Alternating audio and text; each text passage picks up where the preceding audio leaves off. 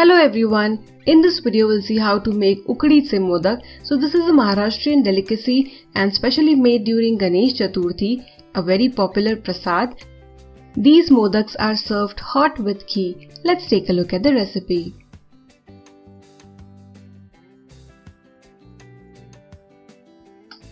To make the stuffing or filling we need grated coconut, fresh coconut. So we need 1 cup grated fresh coconut. I'm using a regular grater, but you can also use the graters which are specially made for coconuts. If you do not have fresh coconut, you can use the desiccated dried coconut in this recipe, but with steamed or ukditse modak, the fresh coconut tastes really nice.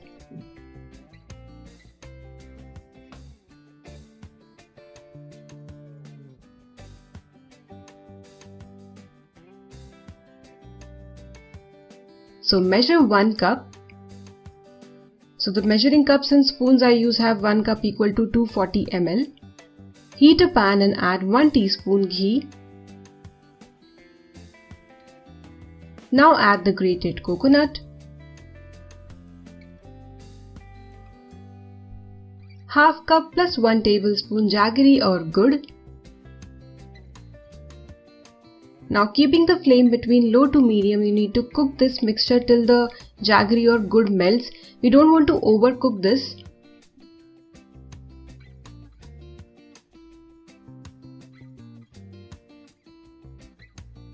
Once the jaggery melts, add 1/4 teaspoon cardamom powder or elaichi powder. You can also use jaifal powder.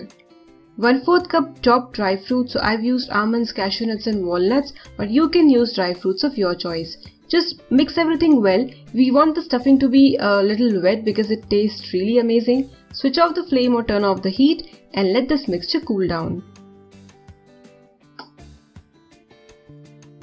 So let's see how to make the ukd. So for that, heat 3/4 cup water and 1 1/4 cup milk. So total 2 cups of liquid ingredients. 1 teaspoon ghee. You can also use butter if you want. Bring this mixture to a boil and then add the rice flour. So be quick. So after adding rice flour, you need to quickly mix this mixture, and at this stage you need to keep the flame low. So 2 cups of rice flour. The rice flour which I am using is homemade. You can also use ready-made, but if the rice flour has a really nice fragrance, like if it's made of basmati rice, ambe mohar or any fragrant rice, the modaks taste amazing. So you need to wash the rice, lay it on a cloth, let it dry completely and then powder it. So we have a chakki at our home, so we use that to powder gehu or rice. So after mixing, it would look something like this. So lower the flame or keep the heat low and cook this for 2 minutes, and after that you need to switch off the flame and cover this mixture and let it sit for 10 minutes. And after 10 minutes, transfer this to a big parat or plate or a bowl. The mixture would still be hot to touch, so you should wait until it becomes warm enough so that you can touch it and knead it with your hand. Use some water and oil and just take a splash of water, and you need to knead this dough for good 8 to 10 minutes.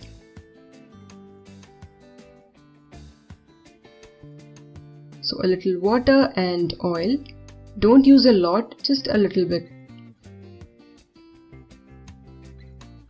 So kneading it this way would make the dough soft. So it's not like our regular gehu ka atta. It's not very pliable and easy to work with.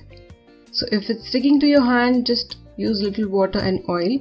Don't expect it to be easy and good like a gehu ka dough. At the end you would get something like this. So take out a portion and let's see how to make modak out of it. You can make modaks big or small according to your taste. And while you're making the modaks, you need to keep the dough covered with a damp cloth. So sprinkle some rice flour on your countertop or chakla and roll it like this. If it's cracking too much on the edges, that means the dough is not right, it's dry, but you can just seal the edges with your fingers and again roll. Now place this roti or whatever you would call it, the cover, in your hand and put some stuffing. Apply some water around the edges. And then you need to make pleats. So if you are not comfortable making a lot of pleats, you can make less, but if you make like 11, 12, your modaks would look really beautiful. So if you feel that the dough is dry, it's cracking, just dip your fingers in some water and then make the pleats.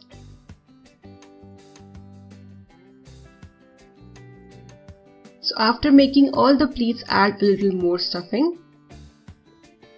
And then you need to bring all the pleats, all the edges together like this, gently working towards the top of the modak. And if you feel that the pleat is bending on one side, straighten it. And again, if you feel that the dough is dry, just dip your fingers in some water and then give the modak its shape. If you're finding it difficult, you can use molds, which we get very easily in market these days. Just line the mold with a thin layer of rice dough and then put the stuffing inside. But if you would like to try the authentic way of making these modaks, then you can try this way.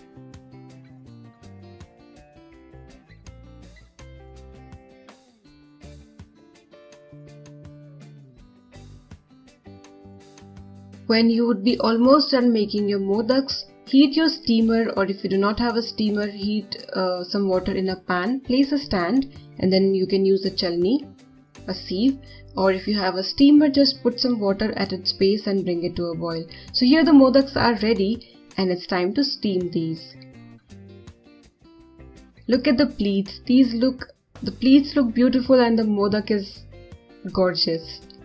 To steam the modak, I'm using this chalni, so you can grease it directly, that is, you can apply some ghee on it, but I'm using a banana leaf. If you're using banana leaf, if it's available to you, you don't need to grease it. Just place the leaf and place the modaks on it.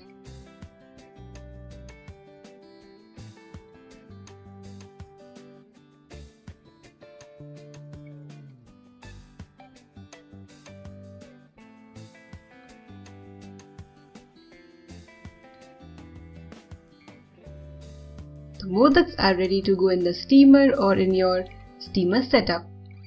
So place this tray inside or this sieve inside and steam these modaks between medium to high flame for 10 minutes.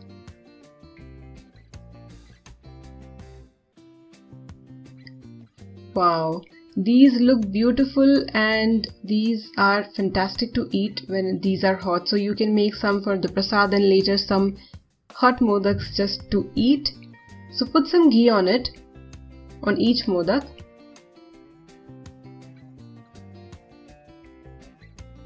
So you can put ghee on all of these, or you can put a mixture of saffron and milk, but these taste better with ghee. If you see the outer covering is nice and thin, if it's thick it doesn't taste good. I mean, if it feels that you are eating a lot of rice flour. So try to make the cover thin with a lot of stuffing and the modaks would just taste fantastic. Give this recipe a try and enjoy. Happy Ganesh Chaturthi!